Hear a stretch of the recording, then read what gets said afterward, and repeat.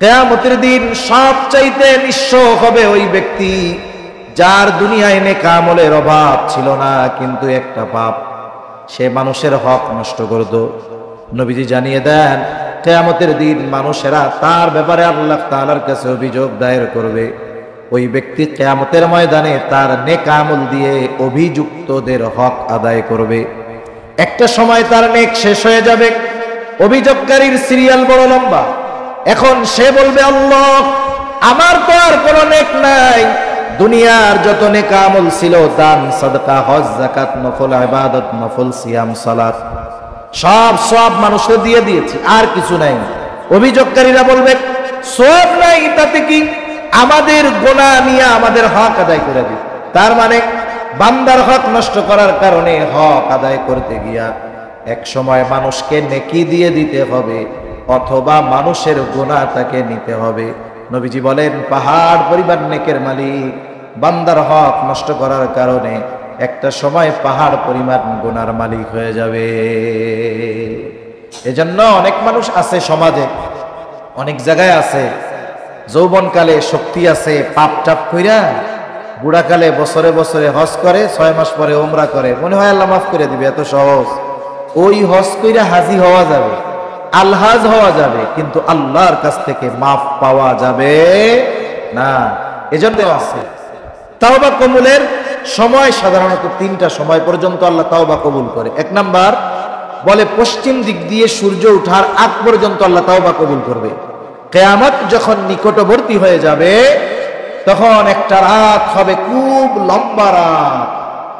ওই দিন আর যথারীতি যথাসময়ে সূর্য পূর্ব দিগন্তে উঠবে না, রাত এত লম্বা হবে, বাচ্চারা কান্নাকাটি করবে, মানুষেরা হতাশ হয়ে যাবে, গোয়ালের মধ্যে পশু পাখি চিৎকার করতে থাকবে। রাত কাটবে না, আধার কাটবে না। দীর্ঘ রজনীর পর পূর্ব দিকে নয়, পশ্চিম দিক দিয়ে সূর্য উঠবে। কিছু দূর উঠার পরে আবার সূর্য ডুবে যাবে। পরের দিন থেকে আবার যথারীতি পূর্ব দিক দিয়ে সূর্য উঠতে থাকবে। এই যে পশ্চিম দিগন্তে সূর্য উঠবে, এই সূর্য ওঠার দ্বারা মানুষের তাওবা ঈমান কবুলের দরজা বন্ধ হয়ে যাবে। তার মানে এরপরে আর তাওবার দরজা খোলা থাকবে না, এরপরে আর কারো ঈমান কবুল করা হবে না। এই সময়টা হলো সামগ্রিক সময়। আর একটা হলো যে আল্লাহ তাআলা যখন গজব দেন, গজব আসার পরে যদি কেউ তাওবা করে, তার তাওবা আল্লাহ কবুল করে না। গজব আসার আগে যদি তাওবা করে, আল্লাহ তাওবা কবুল করে। যেমন হযরত ইউনূস আলাইহিস সালামের সম্প্রদায় যখন গজব চলে আসবে, ইউনূস আলাইহিস সালাম এলাকা থেকে চলে গেছেন। ওরা চিন্তা করছে, এতকাল ইউনূস আলাইহিস সালামের উপরে আমরা জুলুম অত্যাচার করেছি, সে আমাদেরকে ছেড়ে যায় নাই, গজব আজকে আসার কথা, সে চলে গেছে, তাহলে সত্যই মনে হয় গজব আসবে। তারা ভয়ে আল্লাহর কাছে তাওবা করেছে, মাফ চেয়েছে, ঈমান এনেছে, আল্লাহ তাদের মাফ করছেন। আর ঈমান আনার কারণে যে গজব আসার কথা ছিল, আল্লাহ এটা উঠায় নিয়ে গেছে। অপর দিক দিয়ে ফেরাউনের অবস্থা কি ছিল? ফেরাউন যখন লোহিত সাগরের মধ্যে হাবুডুবু খাইতেছে, তখন কিন্তু সে ঈমান আনার ঘোষণা দিয়েছে। সে বলছে, আমানতু আন্নাহু লা ইলাহা ইল্লাল্লাযী আমানাত বিহি বানু ইসরাঈল ওয়া আনা মিনাল মুসলিমিন। আমি ঈমান আনলাম আল্লাহ ছাড়া কোনো ইলাহা নাই। বনি ইসরাইল যার উপরে ঈমান এনেছে, আমিও তার উপরে ঈমান আনলাম। কিন্তু এই ঈমান আনার ঘোষণা সে দিয়েছে গজব আসার পরে। সে বলতেছে, ওয়া আনা মিনাল মুসলিমিন, আমি তো মুসলমানদেরই একজন। এই সুস্পষ্ট ঘোষণা দেওয়ার পরেও তার ঈমান আল্লাহ কেন কবুল করে নাই? বলে, ঈমান কবুল না করার কারণ হলো সে গজব আসার পরে ঈমান আনার ঘোষণা দিয়েছে, এই জন্য আল্লাহ তাআলা তার ঈমান কবুল করে নাই। আর তাওবা কবুলের, ঈমান কবুলের তৃতীয় সময়টা হলো প্রত্যেকটা ব্যক্তির সাথে সম্পৃক্ত। নবীজি সাল্লাল্লাহু আলাইহি ওয়াসাল্লাম বলেন, ইন্নাল্লাহা ইয়াকবালু তাওবাতাল আবদি হাত্তা মা লাম ইউগররির। মৃত্যু যন্ত্রণা শুরু হওয়ার আগ পর্যন্ত আল্লাহ তাআলা প্রত্যেকটা ব্যক্তির তাওবা কবুল করে। মৃত্যুর যন্ত্রণা শুরু হওয়ার আগ পর্যন্ত। স্বাভাবিক মৃত্যু যারা অবলোকন করেছে, স্বাভাবিক মৃত্যু দেখছেন না অনেক সময়, স্বাভাবিক মৃত্যু যেটা, একজন মানুষ বার্ধক্যে উপনীত হয়ে গেছে। ওই সময় যদি কেউ তার পাশে থেকে থাকে, সে অনুধাবন করতে পারে যে এই ব্যক্তির মৃত্যুর সময় চলে আসছে। একজন সুস্থ ব্যক্তি হলেও তার গলার মধ্যে কেমন যেন শ্বাসকষ্ট শুরু হয়, গড় গড় গড় গড় একটা আওয়াজ হয়, ক্ষীণ আওয়াজ হয়, টের পাওয়া যায়। তার দৃষ্টি কেমন যেন দূর দিগন্তে কিছু দেখতেছে এমন মনে হয়, তার হাত পা শীতল হয়ে আসে। এই আলামতগুলো যখন প্রকাশ পায়, একজন বিজ্ঞ ব্যক্তি বুঝতে পারেন যে এনার সাকারাতে মাউত শুরু হয়েছে, মৃত্যু যন্ত্রণা শুরু হয়েছে, উনি হয়তো আর বাঁচবেন না। এই যে মৃত্যু যন্ত্রণা শুরু হওয়ার আগ পর্যন্ত যে যত পাপী হোক, যত বড় কাফের হোক, যদি ঈমান আনে, তাওবা করে, তার ঈমান তাওবা যিনি কবুল করেন তিনি কে? আল্লাহ কবুল করবেন। এই তিনটা সময় আমাদের হাতে আছে। পশ্চিম দিক দিয়েও সূর্য উঠে নাই, উম্মতে মুহাম্মাদির উপরে সামগ্রিকভাবে নবীজির দোয়ার কারণে গজব আসবে না, তবে মাঝে মধ্যে কিছু দিয়ে আল্লাহ তাআলা আমাদেরকে সতর্ক করেন। দেখেন না, ওই যে গরু যে গরু লালন পালন করে, গরুর প্রতি তার একটা মায়া মোহাব্বত ভালোবাসা থাকে, ঠিক না? মায়া মোহাব্বত ভালোবাসা থাকে। ওই গরু যদি কোনো সময় বাড়ির রাস্তা বাদ দিয়ে অন্য রাস্তায় যায়, যে গরুর পেছনে থাকে, যে গরুওয়ালা লাঠি থাকে হাতে, একটা বাড়ি দিয়া ওরে আবার এদিকে ফিরাইয়া দেয়। বলেন তো, এই যে বাড়িটা দিল, এটা কি গরুর উপরে রাগ হইয়া বা গরুর গুনার কারণে দিছে নাকি? দিছে কেন? মোহাব্বত করে, আইবে তুই আমার বাড়ির রাস্তার এই কই যাইতেছিস, এই পিটানি দিয়া তারে রাস্তা ঠিক করায়। তার মানে অভিভাবক যখন সন্তানকে শাসন করে, ওস্তাদ যখন ছাত্রকে শাসন করে, একটু ব্যথা লাগে, কষ্ট হয়, ঠিক আছে, কিন্তু বলেন তো এই শাসন কি মোহাব্বতের কারণে করে নাকি তার ক্ষতির জন্য করে? নিশ্চয়ই তাকে মোহাব্বত করে, এই জন্য করে। আল্লাহ তাআলাও মাঝে মধ্যে হালকা হুলকা আযাব দিয়া আমাদেরকে একটু সাইজ করে যে তোমরা একটু লাইন ছাড়া হয়ে গেছো, এবার একটু সোজা লাইনে আসো। কিন্তু অতীতের উম্মতের মতো সামগ্রিকভাবে গজব দিয়ে আল্লাহ আমাদের সমূলে নির্মূল করবেন না। এটা আল্লাহ তাআলার কাছ থেকে নবীজি আমাদের জন্য চেয়ে নিয়েছেন। এরপরে এখন পর্যন্ত বেঁচে আছি, কোন সময় মারা যাই বলা যায় না। এজন্য প্রত্যেকটা ব্যক্তির উচিত ওই সময়গুলো আসার আগে নিজেকে পাপ মুক্ত করে আল্লাহর দরবারে হাজিরা দেওয়া, ঠিক কিনা বলেন? এর জন্য কি করতে হবে? বলে তাওবা ইস্তেগফার করতে হবে। ক্ষমা চাওয়ার মাধ্যম হলো তাওবা ইস্তেগফার। এখন একটা ব্যক্তি আল্লাহর কাছে ক্ষমা চায়, তাওবা কবুল করাতে যদি চায়, তাওবা কবুলের শর্ত 4টি। যদি বান্দার হক সম্পৃক্ত না থাকে 3টি, বান্দার হক সম্পৃক্ত যদি কোনো পাপ থাকে তাহলে 4টি। 1 নাম্বার শর্ত, আমাদের সকলের গুনাহ থেকে মুক্ত হওয়া, আল্লাহর কাছে ক্ষমা চাওয়া, তাওবা কবুল করানোর দরকার আছে না নাই? আমরা প্রত্যেকেরই কম বেশি পাপ হয়েছে, স্বাভাবিক বিষয়। 1 নাম্বার শর্ত, পাপটাকে ছাড়তে হবে, পাপ থেকে ফিরতে হবে, এই যে ফিরে আসলো।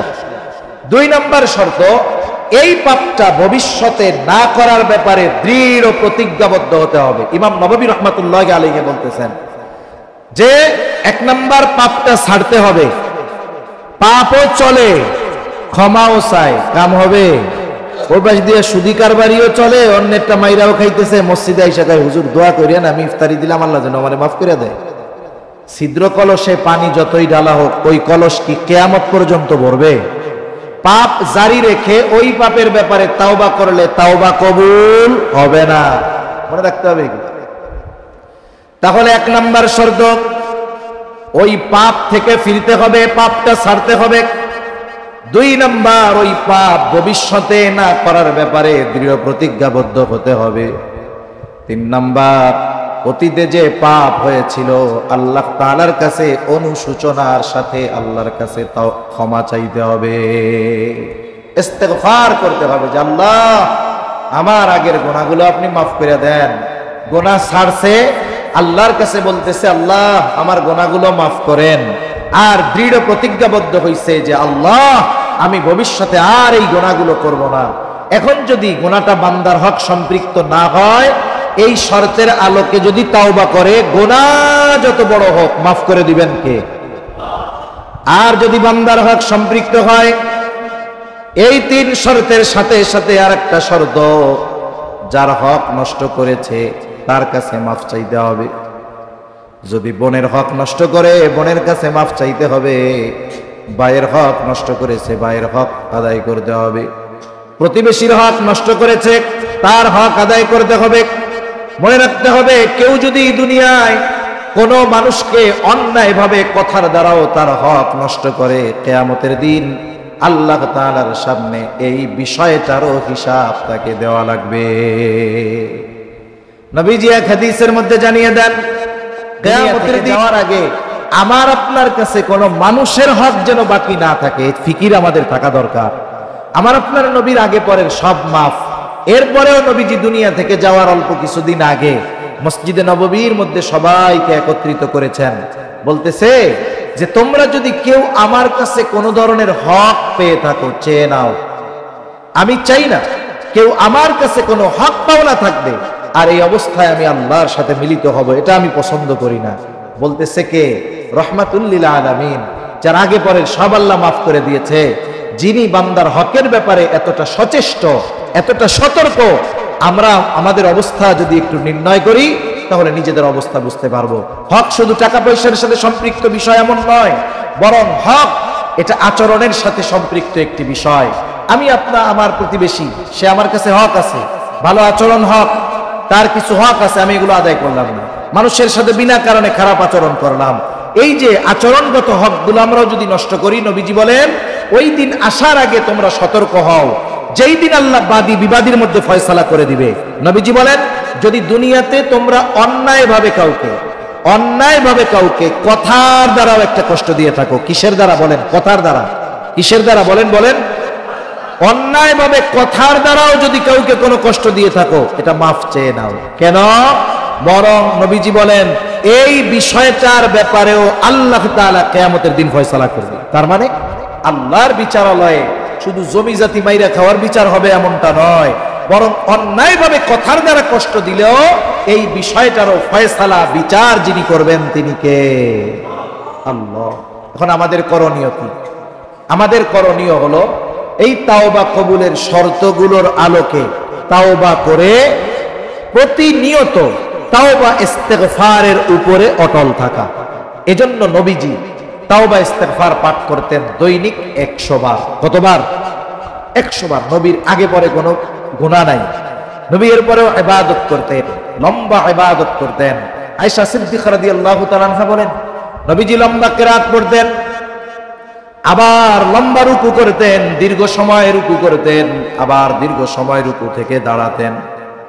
নবীজি দীর্ঘ সেজদা করতেন, সেজদা এত প্রলম্বিত করতেন নবীজি, আমরা মনে করতাম নবীজি মনে হয় সেজদার মধ্যেই আমাদের থেকে বিদায় নিয়ে চলে গেছেন।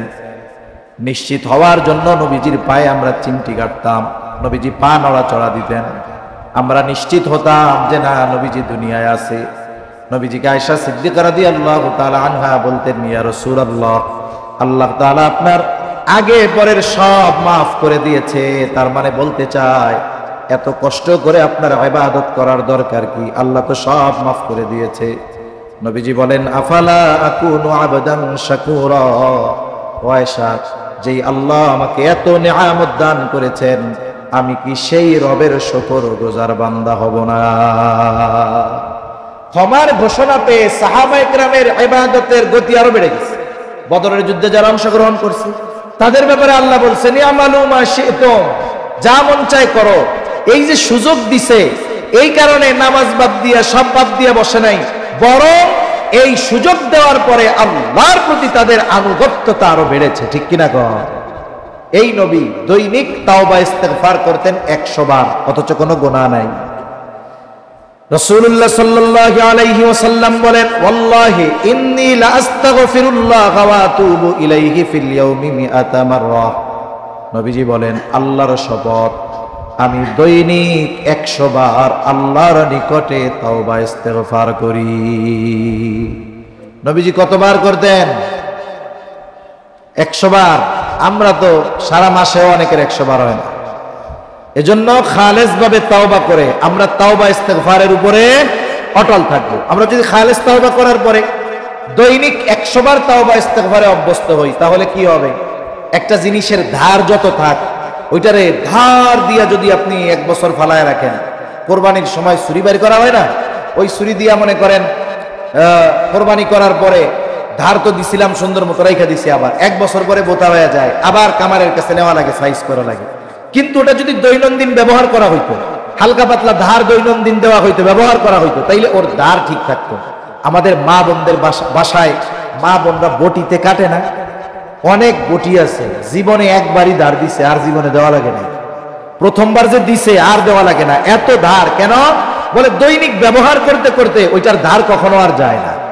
অনুরূপ ভাবে খালেজ ভাবে একবার তাওবা করার পরে, ওই যে ধার দেওয়ার মতো ধার দেওয়ার পরে ব্যবহার করলে, খালেজ ভাবে তাওবা করার পরে তাওবা ইস্তেগফারের উপরে অটল থাকলে, তাহলে কি হয়? বলে ওই যে খালেজ তাওবা করছে এটা তার ধরে রাখা সম্ভব হয়। এজন্য আমরা দৈনিক 100 বার তাওবা ইস্তেগফার করব। কোন বাক্য দ্বারা করব? হাদিসে বর্ণিত বাক্য দ্বারাই করব। আস্তাগফিরুল্লাহাল আযীম ওয়া আতুবু ইলাইহি। পড়েন আমার সাথে, আস্তাগফিরুল্লাহাল আযীম ওয়া আতুবু ইলাইহি, আস্তাগফিরুল্লাহাল আযীম ওয়া আতুবু ইলাইহি। কঠিন। দৈনিক কয়বার? ফজরের নামাজ পড়ার জন্য ফজরের ওয়াক্ত হতে হবে, নামাজ শুরু করার জন্য নামাজের বাইরে ভেতরে ফরজগুলা ঠিক থাকতে হবে। আবার দেখুন, পোশাক পবিত্র হতে হবে, নিজেরও পবিত্রতা থাকতে হবে, ফরজগুলো ঠিক থাকতে হবে, সময় হতে হবে, জায়গাটাও পবিত্র হতে হবে। কিন্তু আস্তাগফিরুল্লাহাল আযীম পড়ার জন্য ব্রাশ করা লাগবে, ওযু করা লাগবে, গোসল করা লাগবে, সময় হওয়া লাগবে? লাগবে না। এজন্য নিজেরাও পড়বো, আমাদের বাসায় মা বোন যারা আছে তাদেরকেও এই তাসবিহ শিক্ষা দিব তো ইনশাআল্লাহ। আর শুরুতে বলেছিলাম রমজান মাস আল্লাহ তাআলার কাছ থেকে ক্ষমা পাওয়ার মাস, নাজাতের মাস, মাগফিরাতের মাস, রহমতের মাস, বরকতের মাস। এই রহমত, নাজাত, মাগফিরাত আমরা যদি আল্লাহর কাছ থেকে পেতে চাই, ক্ষমা যদি পেতে চাই, তাহলে আমরা ইবাদতে মশগুল থাকবো। ওই যে বেশি বেশি চারা আমল করবো, লা ইলাহা ইল্লাল্লাহ, সাথে সাথে ইস্তেগফার করব। ইস্তেগফারের কথাটাও আয়াত তিলাওয়াত করেছিলাম। ইস্তেগফার হলো সকল রোগের মহা ঔষধ। সকল রোগের কি ঔষধ বলেন?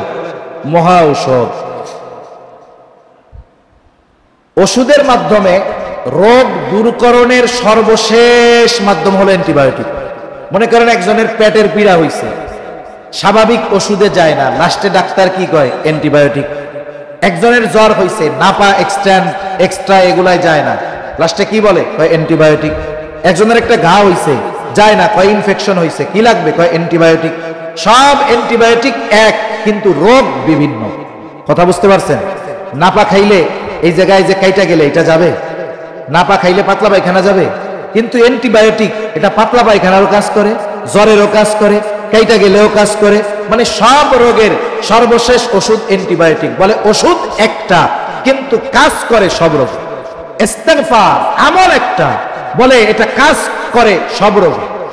ইস্তেগফারের মাধ্যমে গুনাহ মাফ হয়, ইস্তেগফারের মাধ্যমে যথাসময়ে যথাযথ পরিমাণ বৃষ্টি হয়, ইস্তেগফারের মাধ্যমে আল্লাহ তাআলা সন্তান সম্পদের দ্বারা সমৃদ্ধি দেন, দুনিয়া আখিরাতে উপকার দান করেন। ইস্তেগফারের মাধ্যমে উদ্যান বেড়ে যায়, ইস্তেগফারের মাধ্যমে সবুজায়ন বেড়ে যায়, ইস্তেগফারের মাধ্যমে নদীর প্রবাহ ঠিক থাকে। তাহলে ইস্তেগফার হলো মহা ঔষধ। আমরা এই তাওবা ইস্তেগফার দৈনিক 100 বার করব। জোরে কোন ইনশাআল্লাহ। যদি আমরা করতে পারি তাহলে আমাদের এই আয়োজন সফল। মনে রাখবেন, যদি এই জিকিরগুলা দিয়ে আমাদের জবান আমরা সিক্ত করতে পারি, পানি আর তেল সহজে এক জায়গায় হয় না, সহজে এক জায়গায় হয়, সহজে এক জায়গায় হয় না। এখন যদি আমার জবানটা জিকির দ্বারা সিক্ত হয়, তাহলে আমার জবানের গুনাহ থেকে বাঁচা সহজ হবে। মনে রাখবেন, মুসলমান হতে হলে জবান হেফাজতের দরকার। নবীর থেকে জান্নাতের গ্যারান্টি পেতে হলে জবান হেফাজতের দরকার।